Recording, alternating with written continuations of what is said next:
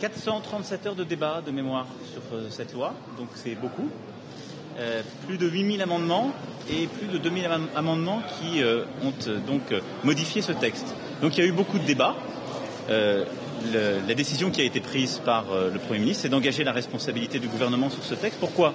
Pour aller vite, pour que maintenant, après plus de 400 heures donc, de débat parlementaire, après ce vrai travail d'enrichissement, de transformation, de coproduction, et je veux ici vraiment remercier tous les parlementaires qui y ont participé, et à commencer par le président Brottes et le rapporteur général Ferrand et l'ensemble des rapporteurs, eh bien l'idée maintenant c'est d'aller vite pour que ces mesures que nous avons longuement débattues depuis le début d'année eh bien, deviennent une réalité. Et donc il faut que dans les prochaines semaines, la loi puisse être votée, puis promulguée, et que ces mesures deviennent du concret pour les Français, parce que ce sont des réformes attendues, parce que ce sont des réformes concrètes qui vont transformer la vie des gens, les autocars, le permis de conduire, l'ouverture du travail le dimanche, des mesures sur l'investissement qui sont attendues, des mesures pour les entrepreneurs et pour les PME que nous avons mis dans la loi, les mesures qui sont relatives au prud'homme comme au meilleur financement des petites et moyennes entreprises. Toutes ces mesures, elles doivent maintenant devenir des réalités. C'est ça la priorité du gouvernement. Et il y a un moment où la réalité reprend ses droits. On ne peut pas dire chaque matin qu'il y a davantage de chômeurs. On ne peut pas dire chaque matin ce qui est malheureusement la réalité de notre pays, que nous sommes encore en situation difficile, et puis considérer qu'on peut perpétuellement attendre pour agir. Nous avons proposé des réformes. Elles ont été longuement débattues. Beaucoup de modifications ont été intégrées dans ces textes. Maintenant, elles doivent être mises en œuvre pour devenir des réalités. Si vous posez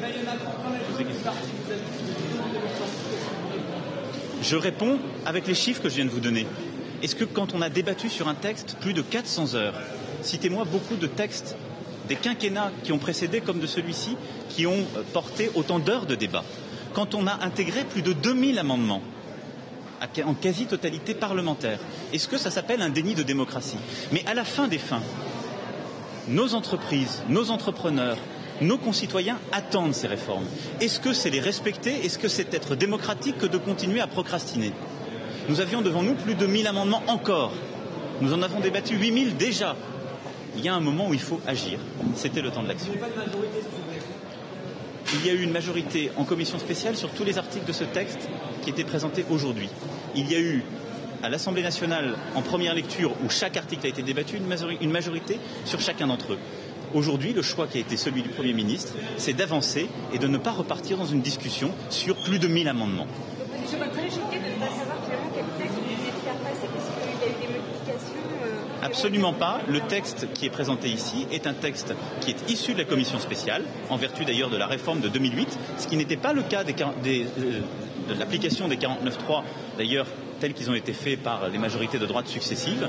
Et le gouvernement a apporté 3 amendements à ce texte. 3 amendements. En particulier l'un pour sécuriser, limiter précisément ce que nous souhaitions faire pour le no-tourisme, tout en préservant l'intégralité des protections et des équilibres de la loi Evin. Donc ce sont 3 amendements sur ce texte qui sont largement rédactionnels ou largement limités dans leur portée, mais c'est bien le texte de la commission spéciale qui est aujourd'hui proposé pour le vote.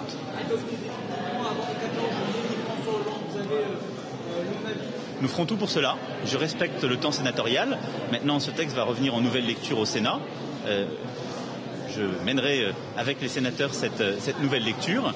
Mais je crois que maintenant, il faut aller vite pour que ces mesures deviennent des vraies mesures, des mesures concrètes. Vous savez, les mesures de court terme, les mesures concrètes pour nos concitoyens que j'évoquais, les autocars, l'ouverture du travail de dimanche, les éléments de compensation qui vont avec, la réforme que nous menons sur les prud'hommes, la réforme pour les PME et les entrepreneurs de notre pays, elles sont en large majorité applicables dès la promulgation de ce texte. Ça veut dire dès cet été.